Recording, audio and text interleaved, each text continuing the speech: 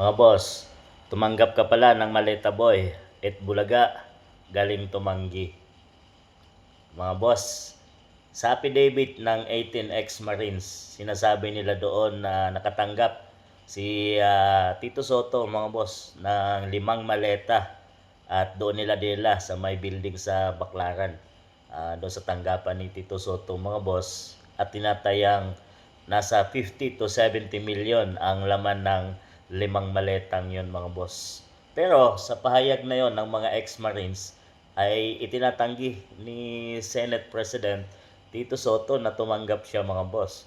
Siyempre, lahat naman ng taong binagbibintangan dito sa mga nakatanggap ng maletang basura ay wala pang umamin, mga boss.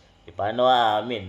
Masisira sila sa taong bayan at posible silang makasuhan sa mga susunod na panahon. Dahil panahon ngayon, mga boss, ay walang mananalo dahil nasa posisyon sila at nasa administration. Bilang Senate President, mga boss, kung pinaratangan ka ng hindi totoo, ay bakit hindi niya ipatawag itong 18 ex-Marines at paimbestigahan dyan sa Senado, mga boss?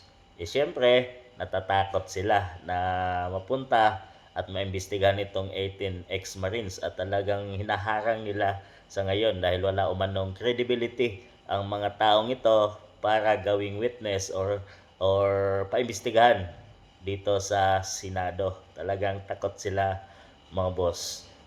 Kung totoo at walang katotohanan yan, bakit takot na takot si Tito Soto, mga boss? Nasa kapangyarihan siya.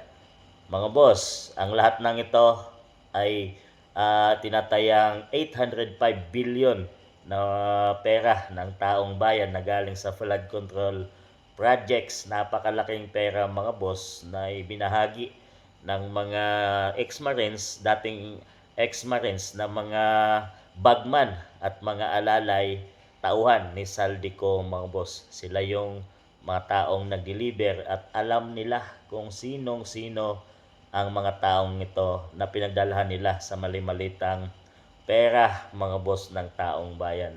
At talagang marami ang nakinabang sa Kongreso at sa Senado, mga boss. Talagang pinaghati-hatian nila.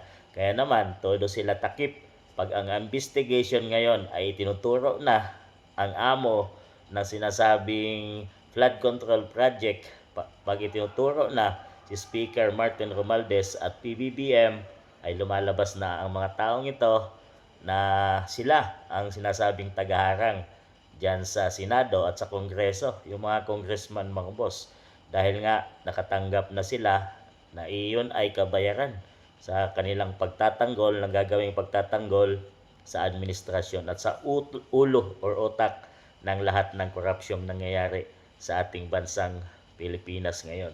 Ang pag-asa na lang ng taong bayan, mga boss, ay maibalik ang mga Duterte, si VP Inday Sara ay maupo sa 2028 at siya ang ating sandata para mapanagot ang mga taong ito, mga boss, na naglustay sa pera ng taong bayan. Dahil sa ngayon, wala tayong aasahan dahil lahat sila ay hawak nila ang kapangyarihan. Pag ikaw ay magsalita ngayon, ay sasampahan ka ng samot-saring kaso para ikaw ay manahimik, mga boss. So yan ang gagawin at yan ang legacy ng PBBM administration. So kayo nang humusga tungkol dito kay Itbulaga, Tito Soto, mga boss.